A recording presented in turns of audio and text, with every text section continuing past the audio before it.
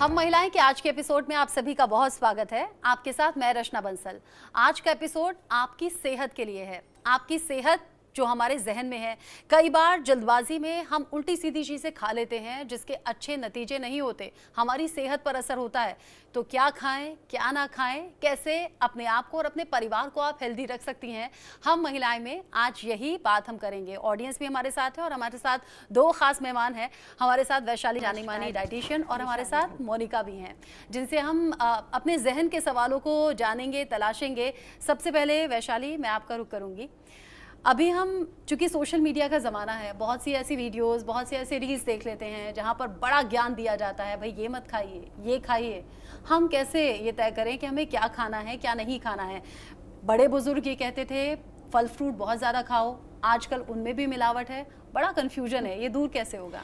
नहीं, सबसे पहले तो मैं ये बोलूँगी कि जितना कम से कम जो है नॉलेज, ये जो ज्ञान है, ऑनलाइन ज्ञान इंस्टाग्राम रील्स से कम लें, क्योंकि वहाँ पे जो है नॉन क्लिनिकल लोग ज्ञान ज़्यादा दे रहे होते हैं, या कई डॉक्टर्स भी होते हैं। हाँ, नहीं, डॉक्टर्स भी होते हैं, बिल्कुल होते हैं, बट हमें उसको जो है आइडेंटिफाई करना थोड़ा मुश्किल हो जाता है कि हमारे शरीर के लिए क्या सही है, या अभी जो है हमारा जो शरीर कितना सेहतमंद है, या हम मोटे हैं या हम पतले हैं। क्योंकि जो नॉलेज दी जाती है वो एक जेनरिक नॉलेज होती है, जनरलाइज होती है, फॉर द सोसाइटी होती है। बट हम सभी के पास एक यूनिक बॉडी है जो यूनिक तरीके से काम करती है। किसी की गट हेल्थ बहुत अच्छी होती है, किसी की गट हेल्थ इतनी अच्छी नहीं होती है। गट हेल्थ हम समझ सकते हैं कि खाना जो पचाने का तरीका है वो किसी का बहुत ज़्यादा अच्छा होता है, किसी की रोग प्रतिरोधक क्षमता, तरीके से जैसे इम्यून सिस्टम डिपेंड करता है। तो उसलिए जो ज्ञान है वो थोड़ा सा मिनिमम रखें और एक्सपर्ट एडवाइस लें। पर हाँ, अगर मैं फल की बात करूं तो फल जो है अच्छी चीज़ होती है, हमें जो है अपने भोजन में ज़रूर सम्मिलित करना चाहिए, पर किसी भी चीज़ की अधिकता अच्छी नहीं है। फल का जो मात्रा है, अगर पूरे दिन में आप हेल्दी इंडिविजुअल हैं तो 100 से 300 ग्राम तक जो है अगर आप फ्रूट इंक्लूड करते हैं, बहुत अच्छा रहता है आपके लिए। और रही बात जो है कुछ न कुछ हर्बिसाइड या कीटनाशक ये चीज़ों की, तो उनका मिनिमम यूज़ किया जाता है। पर या जो आपका वॉश धुलने का तरीका है, एक अच्छे तरीके से बॉयल वाटर से, गर्म पानी से थोड़ा उसमें सोक करके रखें, उसको अच्छी तरीके से धुलें, और एक सही मात्रा में उसका सेवन करने से हमारे शरीर के अंदर खुद की क्षमता होती है। हमारा खुद के पास डिटॉक्सिफिकेशन ऑर्गन होता है जिसे हम लिवर कहते हैं, तो वो चीज़ें डिटॉक्सिफाई हो जाती हैं और किडनी के थ्रू एक्सक्रीट आउट हो जाती हैं। यानी कि फल अगर आप घर में ला रहे हैं या फिर फ्रूट ला रहे हैं, तो यहाँ वैशाली का कहना है कि उन्हें गर्म पानी के साथ धुल लीजिए। कई बार उसमें नमक डालने की सलाह भी दी जाती है, ताकि अगर ऐसा कोई भी उसमें केमिकल है हार्मफुल जो आपके शरीर के लिए अच्छा नहीं है तो वो धुल जाएगा। मोनिका कपूर, देश की जानी मानी डाइटिशियन भी हमारे साथ में है। मोनिका, मैंने हाल ही में एक वीडियो देखा था, क्योंकि मैं बचपन से दूध पी रही हूँ, रोज़ाना मैं दूध पीती थी, लेकिन उस वीडियो में था कि भाई ये जो पैकेट वाला दूध है ये मत पीजिए, क्योंकि पैकेट वाले दूध में वो केमिकल्स होते हैं जो कि डेड बॉडीज़ को प्रिजर्व रखने के लिए इस्तेमाल होते हैं और उससे कैंसर के चांसेस हैं। मैं तो डाउट में आ गई, मेरे जैसे बहुत से लोग भी डाउट में आ गए होंगे। क्या ऐसा है? नहीं, इस तरीके से तो नहीं है, बट हाँ, आपको डराने के लिए बहुत सारी इन्फॉर्मेशन इस तरीके से आती है इंस्टाग्राम पे भी और यूट्यूब पे भी। और उनका मेन मकसद ये होता है कि आप डिफरेंट तरीके से दूसरा दूध लीजिए, या आप दूध पीजिए ही मत। क्योंकि कई लोगों का जो सोचने का तरीका है वो ये है कि दूध तो ह्यूमन बॉडी के लिए है ही नहीं। तो अब बहुत सारी मिथ्स हैं। आपको कहीं रुकना पड़ेगा ये सोच करके कि मुझे क्या करना है, क्योंकि जो चीज़ हम बचपन से करते आ रहे हैं, मेरे को नहीं लगता कि वो इतनी ही ख़राब हो सकती है हमारे लिए, कि जो डेड बॉडीज़ को प्रिजर्व करने के लिए रखी जाती है या कुछ ऐसा। बट हाँ, ये उनका जो भी चीज़ पेरिशेबल है, 1 या 2 दिन में ख़राब हो जाने वाली है, आई थिंक हम उसको अच्छे से कंज्यूम कर सकते हैं। जैसे दूध हम पैकेट वाला लेते हैं, नॉर्मल डेट होती है उसके अंदर सिर्फ 1 दिन का एक्सपायरी डेट होता है। अगर आप उन 24 घंटे के अंदर, वो भी फ्रिज में रखने के बाद उसको कंज्यूम कर सकते हैं। बट हाँ, उसको ज़्यादा देर के लिए रखेंगे तो पेरिशेबल है, वो ख़राब हो जाएगा। इसका मतलब ये है कि जो चीज़ पेरिशेबल है वो खाने लायक है, और जिनका पेरिशेबल ज़्यादा टाइम के लिए 5-6 महीने में भी 1 साल खाने की चीज़ कभी भी हेल्दी नहीं हो सकती। ये बहुत थंब रूल है जिसको बोलते हैं, कि जो भी चीज़ पे लिखा है कि आप 6 महीने के अंदर कंज्यूम कर सकते हो, बी इट कोई भी चीज़ हो, वो खाने लायक नहीं है। It is a one thumb of rule. Packet वाले दूध को लेकर एक डाउट तो दूर हो गया, लेकिन एक पैकेट वाले फूड को लेकर भी बड़े मिथ हैं लोगों के अंदर, क्योंकि बड़ी भागदौड़ वाली ज़िंदगी है, और जो लोग ख़ास तौर से जो बैचलर्स रहते हैं वो रेडी टू कुक वाले जो पैकेट्स होते हैं वो बड़ी जल्दी ऑप्ट कर लेते हैं। उसमें हम ये नहीं देखते कि क्या कुछ उसमें सामग्री है, हम ये देखते हैं कि एक्सपायर कब हो रहा है, कौन से पैकेट को किस तरीके से देखा जाए कि भाई ये जो ऑप्शन है ये हमें नहीं लेना है या इस पर हम जा सकते हैं, वो कैसे तय करें? वो भी जैसे अभी मैंने बोला आपको कि पैकेट पे अगर बहुत लंबा टाइम है एक्सपायरी डेट का, 6 महीने से लेके 8 महीने से 10 महीने 12 महीने, हाँ। उसको तो बिल्कुल नहीं लेना हमको। अगर कोई चीज़ बोल रही है कि 15 दिन के अंदर कंज्यूम कर लो तो you can take it.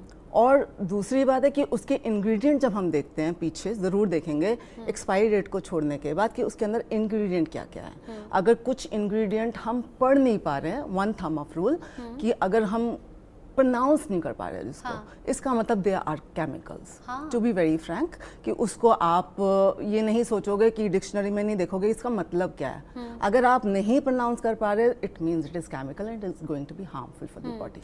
Ingredient को लेकर अगर मैं पूछूं कि शुगर हम लोग समझते हैं, लेकिन कई बार शुगर भी अलग अलग तरीके से लिखी होती है, artificial sugar, sugar syrup, sugar, या अलग अलग ऑप्शंस हैं। शुगर हार्मफुल होता है इतना पता है, लेकिन ये हम कैसे तय करें कि इतनी मात्रा में शुगर है तो हमें ये पैकेट नहीं लेना है हेल्दी लाइफ के लिए? अगेन आप लेबल अगर पढ़ते हो तो अगर आप सिंपल शुगर लिखा है, आई थिंक परफेक्टली फाइन है। अगर शुगर आपका शुगर फॉर्म के अंदर है, क्योंकि हम वो भी बचपन से खाते आ रहे हैं, अभी तक इतना भी कुछ नहीं हो गया हमको, तो शुगर हम खा सकते हैं, बट अगर वो डिस्गाइज में लिखा है, यानी कि एक नॉर्मल इंसान नहीं उसको पकड़ पा रहा, वो केमिकल नेम है, अगर वो केमिकल नेम है, that is going to harm your body.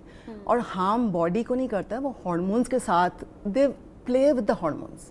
तभी जब हॉर्मोन्स के साथ जब वो प्ले करता है शुगर, आर्टिफिशियल शुगर जिसको बोलता है, तो वो तब शुगर क्रेविंग की तरफ आई मीन आपका बॉडी एंड माइंड बहुत ज़्यादा जाता है, और आप तब जंक खाना शुरू करते हो।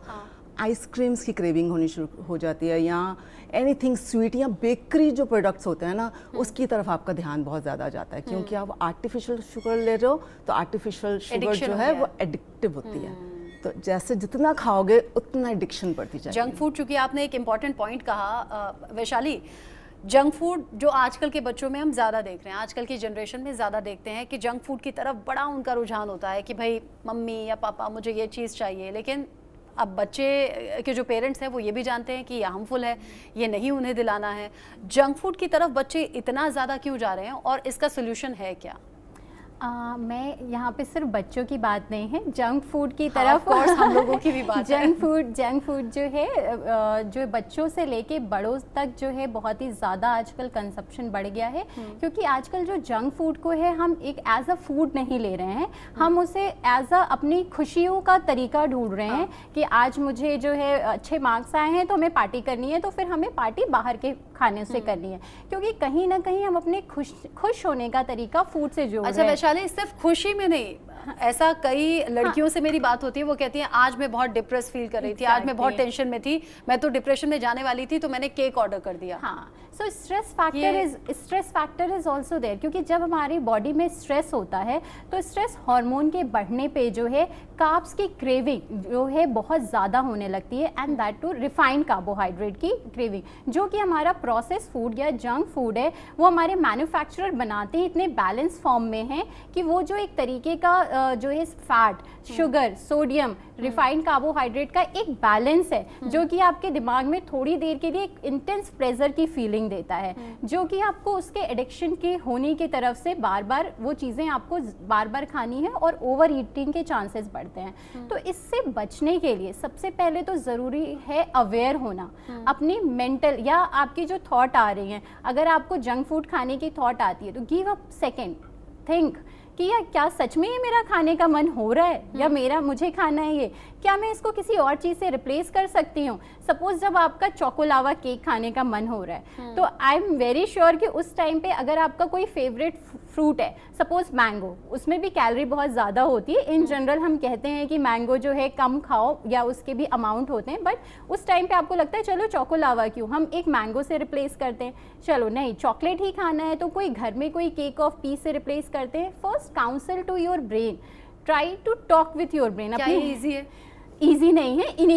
इनिशियली थोड़ा ये इजी नहीं है, या फिर जो है हमें अपने माइंड को तुरंत इस तरीके से डाइवर्ट करना होगा कि जितना प्लेजर, जितनी हैप्पीनेस आपको वो जंक फूड दे रहा है, आप उस लेवल की कोई दूसरी एक्टिविटी ढूंढो।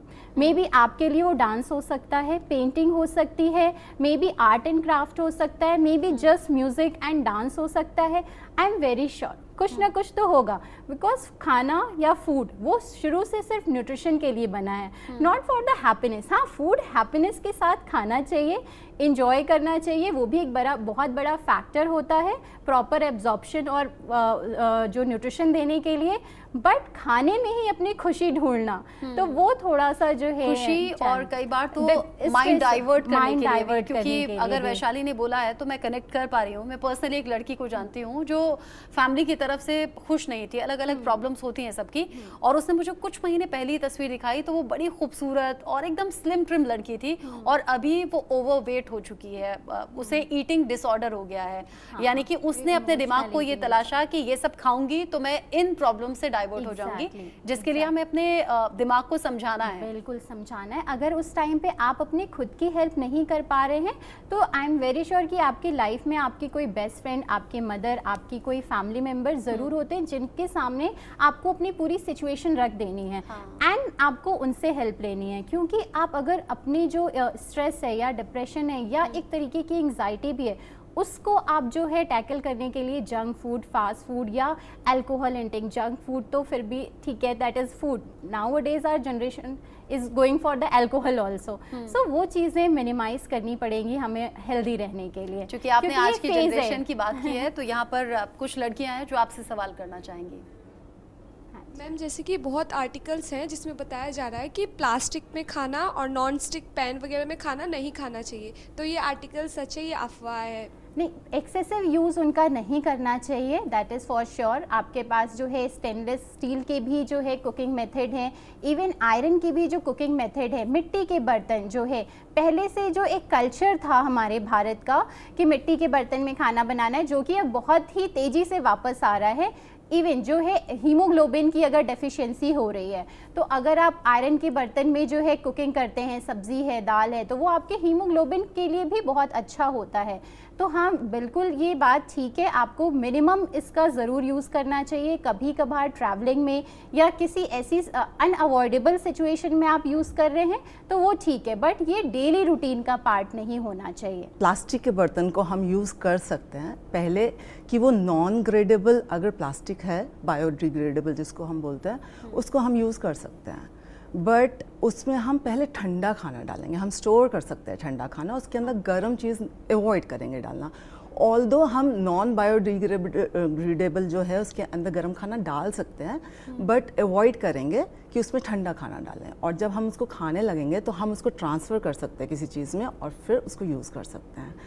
जहाँ तक रही नॉन स्टिक की बात, तो हम कभी कभी उसको यूज़ करना चाहिए हमें, क्योंकि हम कई बार बहुत ऑयल वाली चीज़ नहीं बना पाते, हमें नॉन स्टिक की ज़रूरत पड़ती है। तो पहले तो उसको लो फ्लेम पे करेंगे, उसका फ्लेम ऊपर नहीं होना चाहिए। जब हम फ्लेम ऊपर करते हैं तो जो उसके ऊपर परत रहती है जो नॉन स्टिकिंग बनाती है उसको, वो बर्न हो जाती है। तो उसको बर्न ना हो इसलिए उसको लो फ्लेम पे रखना चाहिए। दूसरा, जब उसको वॉश करते हैं तो बी वेरी केयरफुल। अगर हमने उसको कुछ स्क्रैप कर दिया, उसको ऊपर का लेयर को हमने ख़राब कर दिया, तो उसका जो लेयर है वो ख़राब होकर और उसमें से टॉक्सिन्स आ सकते हैं।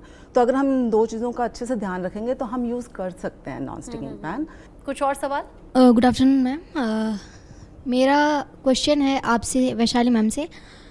मैम, जैसे आपने बोला अभी कि फ्रूट्स को गर्म पानी में धुल के हमें उसका सेवन करना चाहिए, तो मैं आपसे ये सवाल पूछना चाहूँगी, ठीक है, अगर उसमें कोई ऐसा हार्मफुल केमिकल होता है जो गर्म पानी से धुलने पर ख़त्म हो जाता है, तो मैं आपसे ये पूछना चाहूँगी कि अगर वो केमिकल उस फल के अंदर ही डाल दिया जाए, सपोज़ दैट कि मैंगो है, तो मैंगो हम केमिकल द्वारा उसे पकाते हैं और वो मार्केट में बिकता है, तो उसका पता कैसे लगाएं कि ये केमिकल वाला है और ये नॉन केमिकल वाला है? कई तो फल फ्रूट वो भी होते हैं ना जो इंजेक्शंस लगा दिए कि तरबूज लाल हो गया, या गोभी और ज़्यादा खिल गई, या फिर लौकी तोरी एकदम उनकी जो ग्रोथ है वो बढ़ गई? हाँ, ऐसे में जो है क्या करना है कि हर फ्रूट का पहले तो एक अपना नेचुरल टेस्ट होता है। जब आप फल खरीद रहे हो तो जब फल खरीदते टाइम पहले तो आपको वो सही कंडीशन में खरीदना है।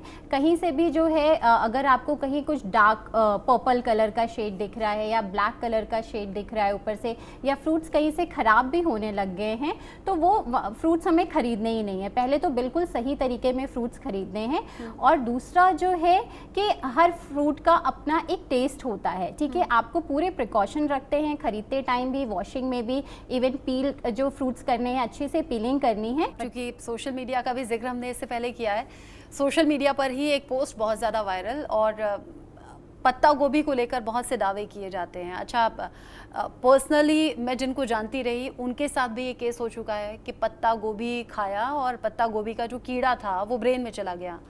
ये मिथ है या पूरी तरह से सच है, और क्या करें, क्या बिल्कुल छोड़ दें?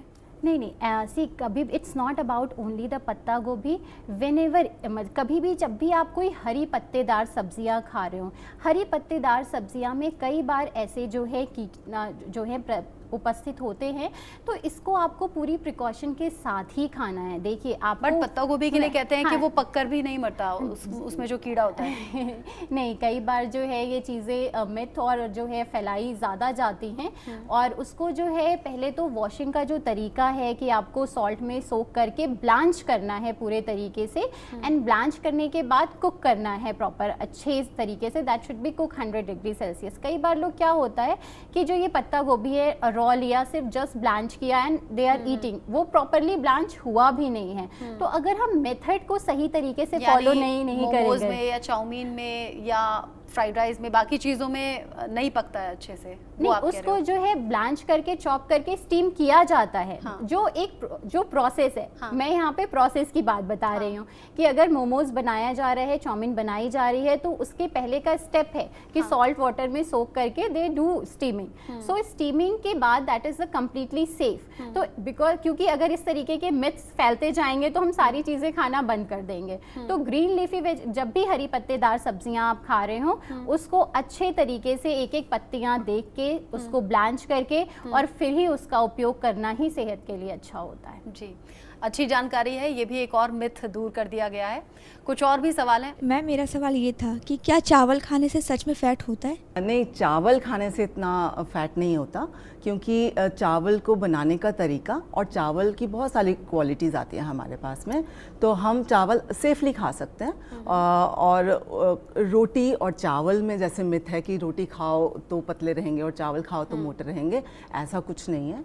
आप रात में भी चावल कंज्यूम कर सकते हो, आप दिन में भी कर सकते हो। अब मोटा जो पतला होता है वो हमेशा कैलोरी के साथ उसको लिंक किया जाता है कि अगर आप चावल जरा से खा रहे हो और पूरे दिन में बहुत सारा कुछ खा रहे हो, तो उसकी वजह से आप वेट गेन करते हो, ना कि चावल की वजह से। पिछले कुछ सालों में चूंकि हेल्थ को लेकर बहुत सी चीज़ें सोशल मीडिया पे ऑफ कोर्स होती हैं और लोग थोड़ा अवेयर भी हो गए हैं। डॉक्टर के पास जाना, डेली रूटीन चेकअप या डाइटिशियन से सलाह लेना।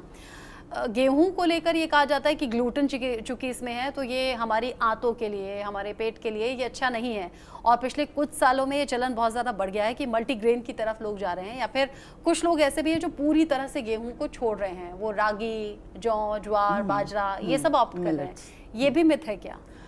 देखो, ये मिथ इसमें से कुछ भी नहीं है। हाँ। बट गेहूं क्योंकि हम पहले से ही खाते चले आ रहे हैं, खास और करके पहले नॉर्थ के लोग इंडिया में। बहुत एक्सरसाइज करते थे, बहुत उनका जो शारीरिक काम होता था हाँ जी, वो तो होता क्या था। हो गया, तो चावल भी नहीं खाने चाहिए इस हिसाब से, तो हमें रोटी भी और दाल भी नहीं खानी चाहिए। फिर गेहूं कोई कल्प्रिट क्यों बनाया जा रहा है ना? तो गेहूं में ग्लूटेन होता है। गेहूं को नहीं मना किया जाता एक्चुअली में। जो वाइट फ्लावर है जिसको मैदा बोला जाता है या सूजी, ये बाय प्रोडक्ट होते हैं वीट के।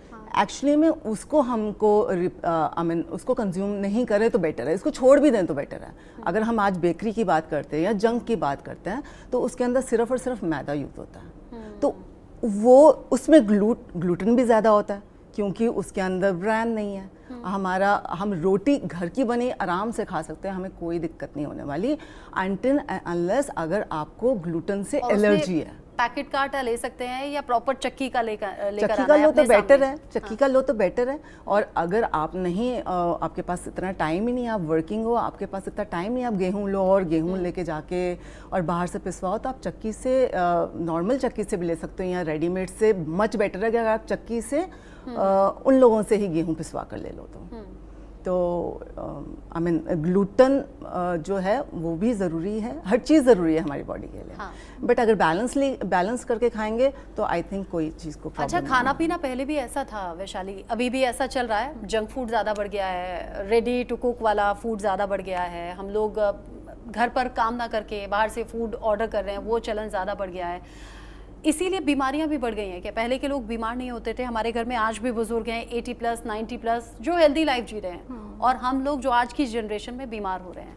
हाँ, कहीं ना कहीं रीज़न पूरे तरीके से खान पान तो नहीं है। मैं पूरे तरीके से रीज़न अगर बोलूँ तो लाइफस्टाइल को दूंगी। तो कभी कभार के लिए बिल्कुल चीट डे करिए, पार्टी इंजॉय करिए, पर डेली बेसिस पे जो है आपको घर से बने खाने का जो है यूज़ करना चाहिए, और उसके साथ साथ एक्सरसाइज को अपनी रूटीन में जगह देनी चाहिए, और अपने सोने के समय को भी ध्यान से रखना यानी कि जो लोग रात भर मोबाइल में लगे रहते हैं वो जान लें रात को जागना आपके लिए हार्मफुल है, अच्छा और हेल्दी खाइए।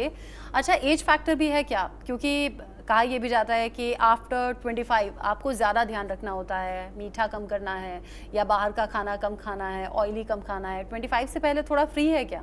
नहीं, ऐसा नहीं है। अगर आपने कोई चीज़ बचपन से ही फॉलो नहीं करी, आपको लेटर इन द लाइफ जाके वो दिक्कत करेगी। अगर आपने 25 साल तक कोई चीज़ प्रैक्टिस नहीं करी है, अच्छा खाना नहीं खाया, बाहर का खाना खाया है ज़्यादा और या जंक खाया है, और अचानक से ही 25 के बाद आप सोचो कि मैं अपना लाइफस्टाइल फिर से वैसे ही कर लेते हैं, तो आपको बहुत दिक्कत होने वाली है। क्योंकि आपने 25 साल तो अपनी ज़िंदगी के न्यूट्रिशन की तरफ ध्यान नहीं दिया, डाइट की तरफ ध्यान नहीं दिया, एक्सरसाइज की तरफ ध्यान नहीं दिया, और अचानक से 25 साल के बाद आपकी बॉडी और आपका माइंड दोनों चीज़ें एक्सेप्ट नहीं करेगा, तो आपके लिए बहुत डिफिकल्ट हो जाएगा। तभी भी आपको कभी एक डाइटिशियन के तो कभी दूसरी डाइटिशियन के, कभी तो तीसरी डाइटिशियन के जाने की ज़रूरत पड़ जाती है। दो डाइटिशियन आज हमने स्टूडियो में बुला लिए हैं। अच्छा, आफ्टर 25 कौन कौन सी बातें हैं जो ध्यान रखनी चाहिए फीमेल्स को खास तौर पर? क्योंकि आजकल बड़ी प्रॉब्लम हो रही है, फीमेल्स की जो मेडिकल समस्याएं हैं वो अलग अलग तरीके से कम एज में, अर्ली एज में ही सामने आ रही हैं। तो क्या करें? मीठा कितना खाएं, बाहर का कितना खाएं, डेली रूटीन कैसा रखें, एक्सरसाइज कितनी देर करनी है? देखो, खाना अगर हम बैलेंस खाते हैं, बैलेंस खाने का ये मतलब होता है जिस खाने के अंदर सब कुछ आ जाए। हम खाने का पोस्टमार्टम ना करें ये सोचकर कि ये प्रोटीन खा लेते हैं या ये कार्बोहाइड्रेट खा लेते हैं या फैट्स खा लेते हैं या अलग से सीड्स खा लेते हैं या अलग से पनीर खा लेते हैं। तो खाने का पोस्टमार्टम नहीं करेंगे, उसको मिलाएंगे और कंफर्टेबली और एक अच्छा रिलेशनशिप फूड से बनाएंगे। अच्छा वैशाली, चूंकि आप दोनों तो स्लिम हैं, फिट हैं, और ऑफ कोर्स आप डाइटिशियन हैं, अपना ख्याल रखते होंगे, लेकिन क्या एक स्लिम बॉडी हेल्दी है और एक फैटी बॉडी अनहेल्दी है? क्या ये मानकर चलें कि हाँ मोटा शरीर है तो बीमार होगा ही, और पतला है तो ये तो फिट होगा, इसे कोई बीमारी नहीं होगी, ऐसा है क्या? नहीं, बिल्कुल भी ऐसा नहीं है। ये एक तरीके का मिथ है कि जो है if you are looking good और if you are slim so आप जो है पूरे तरीके से हेल्दी हैं, ऐसा नहीं है। हेल्दी या फिट रहने की डेफिनेशन पूरे तरीके से अलग होती है। हेल्दी रहने का मतलब ये है कि आपकी जो है आप एक्सरसाइज कितनी देर कर पा रहे हो, और जो है आपकी बॉडी कंपोजिशन बेसिकली कि जो है आपकी बॉडी में फ़ैट परसेंट कितना है। अगर आप स्लिम भी हो और जो है आपकी बॉडी में फ़ैट परसेंट ज़्यादा है, मसल्स कम हैं, हाइड्रेशन लेवल कम है, आपका बोन जो है बोन वेट या बोन स्ट्रेंथ कम है, तो आप जो है हेल्दी में नहीं आओगे। तो ठीक आपने कहा कि फीमेल्स जो है घर की वो खुद की सेहत को अवॉइड कर देती हैं, लेकिन हमारी ये कोशिश है ये एपिसोड देखने के बाद जो आधी आबादी यानी कि हम महिलाएं हैं अपनी सेहत पर भी ध्यान देंगे और खान पान पर बहुत ज़्यादा ध्यान देंगे, जो कि आज की ज़रूरत भी है। आप ठीक रहेंगी तो अपने परिवार को भी स्वस्थ रख लेंगी। मोनिका, वैशाली, बहुत शुक्रिया आपका स्टूडियो में आने के लिए और इन सभी सवालों का जवाब बहुत अच्छे से हमारे दर्शकों को समझाने के लिए। Thank you so much. धन्यवाद।